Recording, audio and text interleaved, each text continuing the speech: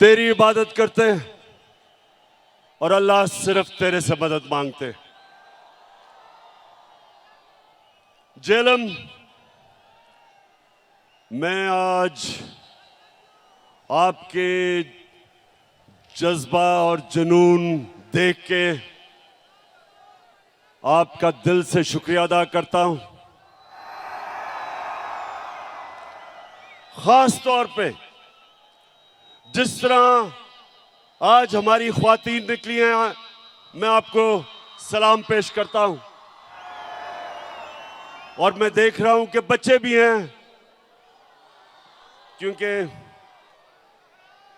अच्छा, और मैं ये जितने भी झंडे देख रहा हूं, मेरी आगे से आप सबसे एक दरखास्त है कि तहरीक इंसाफ के झंडों से उतना ही जितना आप तहरीक इंसाफ के झंडे लेके आए, उससे ज्यादा पाकिस्तान के झंडे लेके आए। तेरा पाकिस्तान है।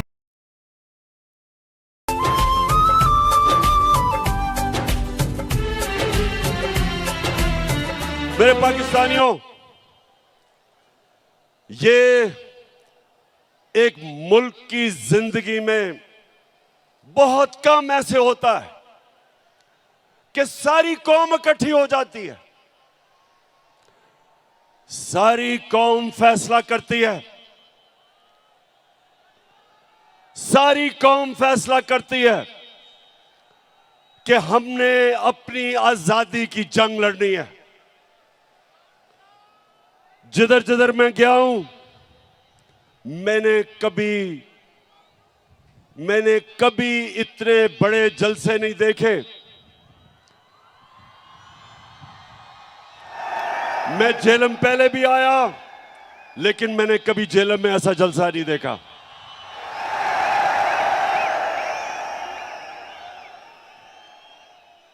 और जेलम उसकी वजह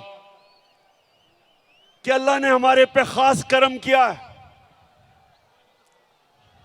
नौजवानों, गौर से सुनो, कुरान में अल्लाह कहता है कि एक प्लान इंसान बनाता है और दूसरा अल्लाह बनाता है। जो प्लान बनाया गया था, साजिश बाहर से हुई। एक डोनाल्ड लू, अमेरिकी अंडर सेक्रेटरी, हमारे अमेरिका के सफीर को बुला के तकब्बुर में उसको हुक्म देता है कि अगर पाकिस्तान ने इमरान खान को अदम इत्माद में ना हटाया तो पाकिस्तान के ऊपर बड़ा मुश्किल वक्त आएगा। और फिर साथ कहता कि अगर पाकिस्तान ने इमरान खान को हटा दिया और चेरी ब्लॉसम को ले आए तो सब माफ कर दिया जाएगा। और फिर सारी साजिश होती है, यहां के मीर जाफर और मीर सादिक उसमें शिरकत करते हैं। 22 करोड़ अवाम का मुंतखब हुकूमत, वजीर आजम, उसको साजिश के तहत निकाला जाता है। और फिर जो असल इस मुल्क की तौहीन की जाती है कि मुल्क को जो 30 साल से इस मुल्क के बड़े बड़े डाकू जो इस मुल्क को लूट रहे थे, उनको ऊपर मुसल्लत किया जाता है। और इसमें अल्लाह एक करम करता है हमारे पे कि हमारी कौम की गैरत जगा देता है, हमें बेदार कर देता है। उस कौम की जो कौम ला इलाहा इल्लल्लाह के नारे पे खड़ी हुई थी, बनी थी, उस कौम की खुददारी जगा देता है। मेरे पाकिस्तानियों, जितना भी हम अल्लाह का शुक्र अदा करें वो कम है, क्योंकि हमारी खुददारी को इस मुल्क के करप्ट और गद्दार लीडरों ने खत्म कर दिया था। बाहर की कुव्वतों के सामने घुटने टेके, बाहर से डिक्टेशन लिए, खुद तो उनमें गैरत नहीं थी, कौम की गैरत को भी नुकसान पहुंचाया। तो अल्लाह तेरा शुक्र अदा करता हूं आज मैं कि तूने मेरी कौम को जगा दिया है। 26 साल से मैं कोशिश कर रहा था कि मेरे मौला इस कौम की खुददारी को जगा। ये वो कौम थी जिसका नजरियाती लीडर इलामा इकबाल था, और इलामा इकबाल ने सारी उनकी शायरी एक ही चीज के लिए थी कि जो गुलाम मुसलमान कौम थी उनको जगाने की कोशिश की। और हमारे नजरियाती लीडर इलामा इकबाल ने कहा कि उस रिस्क से मौत अच्छी है जिस रिस्क से आती है परवाज में कोताही। इस नजरिए पे पाकिस्तान बना था।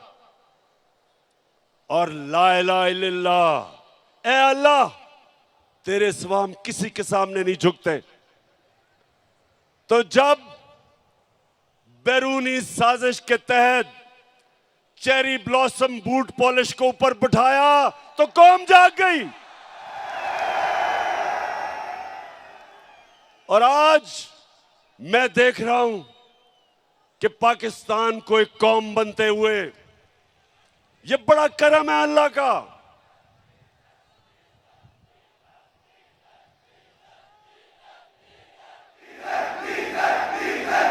अच्छा, मैं जरा भी पहले बाकी बातों से पहले जरा डीजल पे आ जाऊं।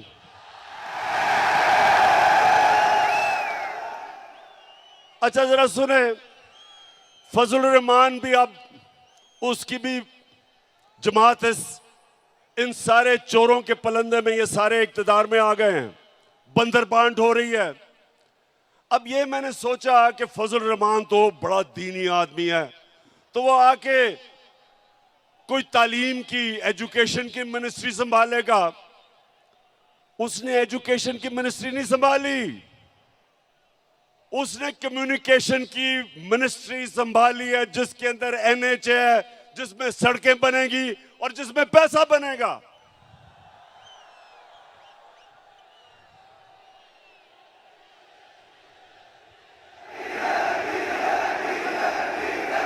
अच्छा, और पाकिस्तानी, ये जरा, अब पाकिस्तानियों जरा सुने मेरी बात, सुने सुने सुने सुने। अब ये जो चोरों की कैबिनेट बनी है 60% जमानत पे हैं। किसी ने 18 कत्ल किए हुए हैं। शरीफ खानदान ने 40 अरब रुपए की चोरी का हिसाब देना है नैब में और एफआईए में। वो जरदारी उधर अरबों रुपए का उसने जवाब देना है, जो फेक अकाउंट्स में पैसे, एयान अली के भी उसी अकाउंट से पैसे जा रहे थे जिसमें बिलावल। अब जो मफरूर है, सुने नौजवानों, जो मफरूर है, जो सजा याफ्ता है, जो झूठ बोल के भागा है, जो अरबों रुपए की प्रॉपर्टीज में लंदन में रह रहा है, उसने सारी कैबिनेट को लंदन बुला लिया है। तो पाकिस्तानियों ये याद रखें कि ये सारे कैबिनेट लंदन जा रहे हैं आपके पैसे पे। ये अपने पैसे नहीं खर्च करेंगे, ये आपके पैसे पे जा रहे हैं। और वहां जाके मफरूर साहब को मिलेंगे, सजा याफ्ता कॉन्विक्ट, झूठा, बुज़दिल, हमेशा जब भी कोई मसला मुल्क से बाहर भाग जाता है, उससे जाके इंस्ट्रक्शंस लेंगे। ये है इस मुल्क की तौहीन। और इसलिए कौम खड़ी हो गई है, इसलिए सारे पाकिस्तानी खड़े हो गए हैं। सारे पाकिस्तानियों ने फैसला कर लिया है, सब पाकिस्तानियों ने फैसला किया है कि इंपोर्टेड हुकूमत नामंजूर। मैं इंशाल्लाह 20 के बाद आपको इस्लामाबाद दावत दूंगा। पहले मैंने सोचा था कि इंशाल्लाह 20 लाख लोग इस्लामाबाद में पहुंचेंगे, लेकिन जो मैं अब लोगों में फिर रहा हूं, अब वो नंबर चला गया 25 लाख पे इंशाल्लाह।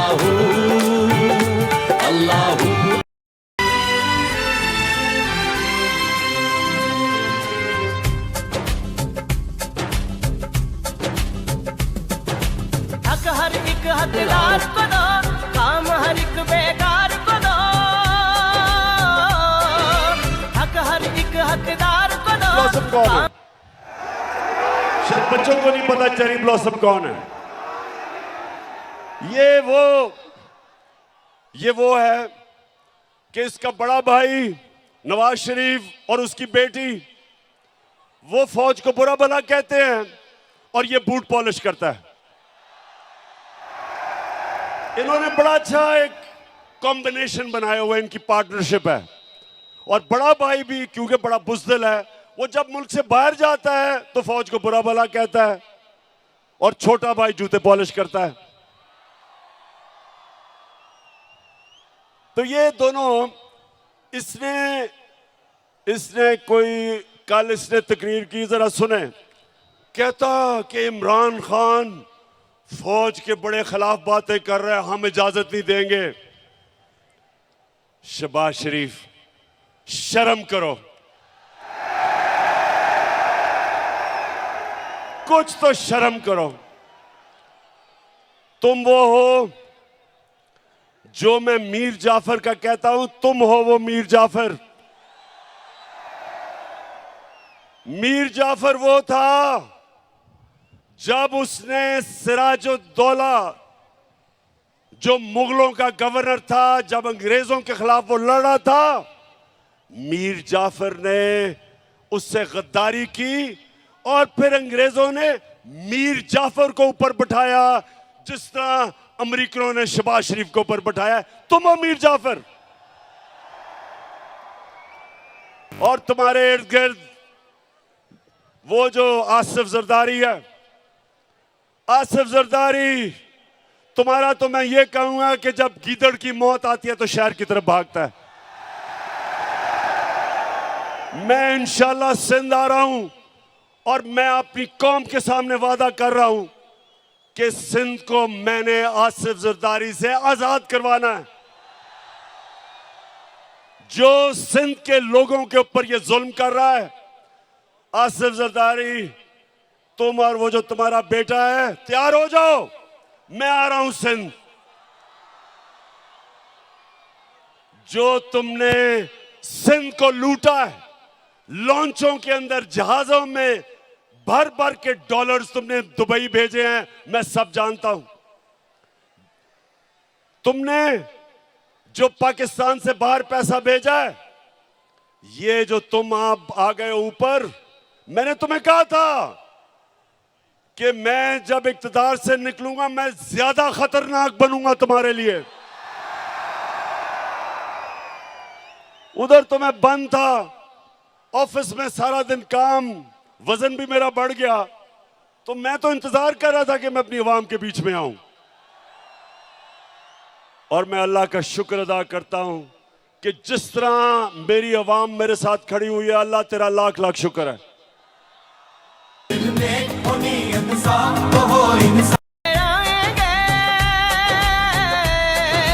चोर लुटेरे जाएंगे, अच्छे सच्चे आएंगे, चोर लुटेरे जाएंगे। हिंदुस्तान ने क्या किया, जरा ये सुने गौर से। उन्होंने पाकिस्तान के खिलाफ प्रोपेगेंडा किया।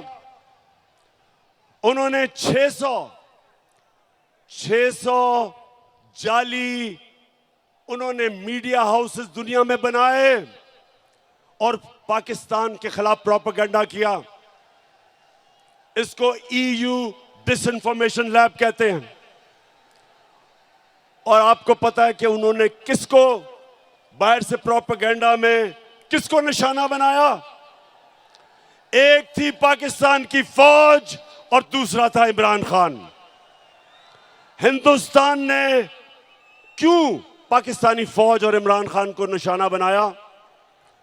क्योंकि दो नौजवानों, गौर से सुन लो, आज पाकिस्तान को जो इकट्ठा रखेंगे, जो दुश्मनों की पूरी कोशिश है कि इस मुल्क के 3 टुकड़े किए जाएं, जो बलूचिस्तान में वो दहशतगर्दी करवा रहे हैं, उनका सिर्फ एक मकसद है कि पाकिस्तान को तोड़ा जाए।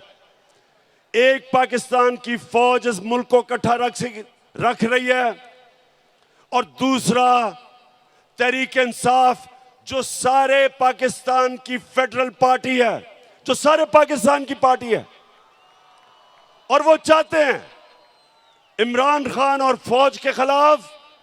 इसलिए वो कैंपेन करते हैं कि उनको पता है कि इन दो के होते हुए पाकिस्तान नहीं टूटेगा। तहरीक इंसाफ वो वाहिद जमात है जो 10 दिनों में पेशावर में भी तारीखी जलसा कर सकती है, मज़ार कायद कराची में भी तारीखी जलसा कर सकती है और मीनार पाकिस्तान को भी भर सकती है 10 दिनों के अंदर। और आज झेलम में भी तारीखी लोग इस तादाद में आए, एबटाबाद में भी आए और मियां वाले में भी आए। वो सिर्फ एक जमात कर सकती है, वो तहरीक इंसाफ है। बाकी ये मिलके भी सारे, ये जो चोरों का पलंदा है, ये मिल भी जाए तो मीनारे पाकिस्तान में पूरा जोर लगा के थोड़ा सा भी जलसी भी नहीं कर सके। तो जब शहबाज शरीफ तुम ये कहते हो कि इमरान खान ने फौज की तनकीद की, शर्म करो। इमरान खान का जीना मरना पाकिस्तान में है। मैं तो दुआ कर रहा हूं कि मुझे ECL पे डालो, मैं जाना ही नहीं चाहता पाकिस्तान से बाहर। मेरा 20 साल मैंने बाहर क्रिकेट खेली, प्रोफेशनल क्रिकेट खेली, पैसा बनाया, लंदन में फ्लैट खरीदा, सब कुछ बेच के मेरा सब कुछ मेरे मुल्क में है, जीना मरना मेरे मुल्क में है। और ये जरा सुने, ये शरीफ करप्ट खानदान, पहले नवाज शरीफ, उसको जब जनरल मुशर्रफ ने मुल्क से बाहर, जैसे उसने सऊदी अरेबिया भेजा, लेटर साइन, मुआहदा साइन करके सऊदी अरेबिया गया, झूठ बोलता रहा मैंने नहीं कोई साइन किया। फिर उधर से लंदन पहुंच गया, 8 साल मुल्क से बाहर। जरदारी जेल से निकला, वो सीधा लंदन और अमेरिका पहुंच गया। और अब वापस आए, दोनों ने NRO लेके वापस आए, दोनों ने लूटना शुरू किया। अब ये सुने, मैंने अभी तक जब 3.5 साल में एक निजी दौरा नहीं किया, मैं सारा वक्त पाकिस्तान में था। नवाज शरीफ ने 24 निजी दौरे किए लंदन के, जरदारी ने 50 निजी दौरे किए दुबई के। यानी ये सारा वक्त हुकूमत तो पाकिस्तान की करना चाहते हैं, पैसे बाहर हैं, बच्चे बाहर हैं, ईदें बाहर हैं, इलाज बाहर है, बैंक अकाउंट्स बाहर हैं, प्रॉपर्टीज बाहर हैं। और तुम शहबाज शरीफ कह रहे हो कि इमरान खान फौज के खिलाफ बात कर रहा है। तुम्हारा जो नवाज शरीफ था, हिंदुस्तान में जाके पहले तो मिला, जब नरेंद्र मोदी के भागा गया उसके जूते पॉलिश करने, तो कश्मीरी हुर्रियत लीडर्स को ही नहीं मिला, डर के उससे अपने फॉरेन ऑफिस को कहा कि कोई हिंदुस्तान की तनकीद ना हो। उधर जो डॉन लीग्स में क्या था, हिंदुस्तान को पैगाम पहुंचाता है कि जी मैं तो दोस्ती करना चाहता हूं, पाकिस्तान की फौज नहीं करना चाहती। नरेंद्र मोदी कहता कि पाकिस्तान का जो सिपा सलार है उस वक्त रहील शरीफ, कहता वो दहशतगर्द है, लेकिन नवाज शरीफ हमारा दोस्त है। मेरे दौर में मोदी ने यह क्यों नहीं कहा? वो मेरी फौज के खिलाफ उसकी जुर्रत नहीं थी बात करने की, क्योंकि मैं नरेंद्र मोदी को कहता था कि तुम इस्लाम दुश्मन हो। तुमने जो कश्मीर में किया, तुमने जो हिंदुस्तान में मुसलमानों से कर रहे हो, हम कभी तुम्हारे से दोस्ती नहीं करेंगे जब तक तुम कश्मीरियों को अपना हक नहीं दोगे। कभी नवाज शरीफ के मुंह से कश्मीर की बात सुनी?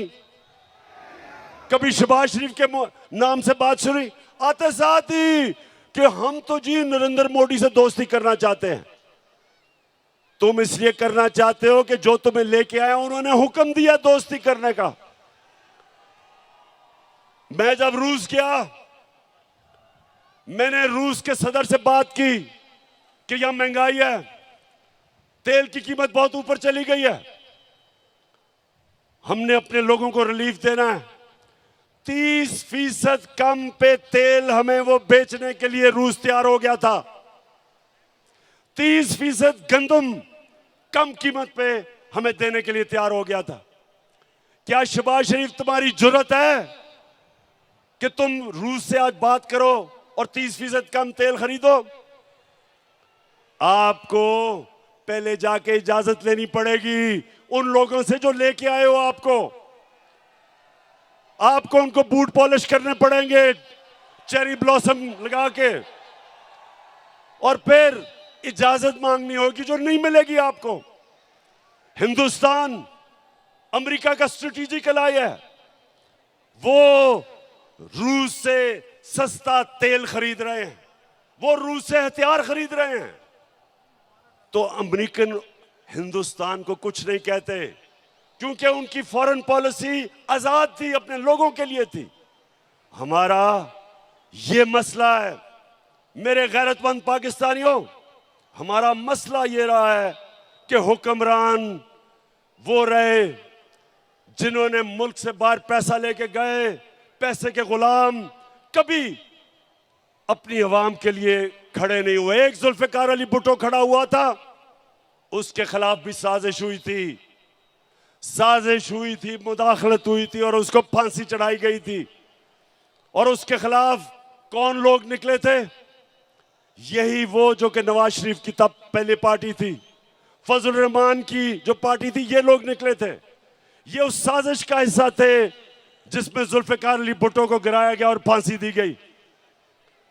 और इंशाअल्लाह मेरे पाकिस्तानियों, एक नया मुल्क उठ रहा है, हमारा एक खुददार कौम खड़ी हो रही है। मैं ये अपनी ख्वातीन को देख रहा हूं, बच्चों को देख रहा हूं, सब निकल रहे हैं एक नए पाकिस्तान के लिए। मैं जो 20 तारीख के बाद जब मैं आपको दावत दूंगा, मैं चाहता हूं उसमें शिरकत करें हमारे बड़े बुजुर्ग, हमारे खास तौर पे दिलेर नौजवान और हमारी ख्वातीन और बच्चे भी। हकीकी चलो चलो इमरान के साथ, चलो चलो इमरान के साथ, चलो चलो इमरान के साथ, चलो चलो इमरान के साथ, चलो चलो इमरान के साथ, चलो चलो इमरान के साथ, चलो चलो इमरान के साथ।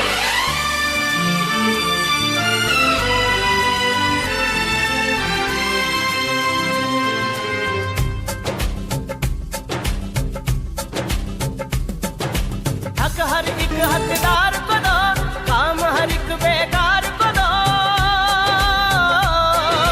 हक हर एक हकदार को दो, काम हर एक बेकार को दो। हक हर एक हकदार को दो, काम हर एक बेकार को दो। भूख रहे ना बीमारी, तहरीके इंसाफ चली, साफ चली शफाफ चली।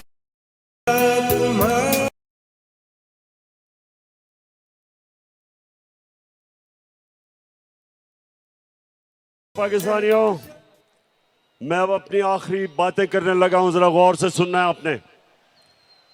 देखें, मेरे 3.5 साल जो हुकूमत में थे, मैं आपको बताऊं मुझे सबसे ज्यादा शर्म कब आई, जब मुझे बाहर जाके दोस्त मुल्कों से पैसे मांगने पड़े, जब कर्जा मांगना पड़ा, मुझे शर्म आई। क्योंकि मैंने आज तक अपने वालिद से भी कभी पैसे नहीं मांगे थे। मैंने जब पैसे मांगे थे शौकत खानम के लिए अपने पाकिस्तानियों से, कभी मैंने गैरों से पैसे नहीं मांगे। शौकत खानम के लिए, नमल यूनिवर्सिटी के लिए, अभी जो जेलम में मैंने अल कादर यूनिवर्सिटी बनाई है, इनके लिए सिर्फ पाकिस्तानियों से पैसे मांगे थे। लेकिन जब, क्योंकि इन्होंने दिवालिया निकाला हुआ था मुल्क का, सबसे बड़ा हमारा बैरूनी खसारा था, मुझे बाहर जाके पैसे मांगने पड़े, क्योंकि हमारे पास पैसा ही नहीं था अपने कर्जों की किस्तें अदा करने पे। तो मैं आपको यकीन दिलाता हूं कि इससे शर्मनाक बात नहीं है जब एक मुल्क का सरबराह किसी और मुल्क के सामने जाके कर्जे मांगता है, पैसे मांगता है। आप सब जानते हैं कि अगर आप अपने मां बाप से भी पैसे मांगते हैं, एक बच्चा नहीं मांगता दूसरा मांगता है, तो मां बाप भी उस बच्चे की ज्यादा इज्जत करते हैं जो पैसे नहीं मांगता, जो खुददार होता है।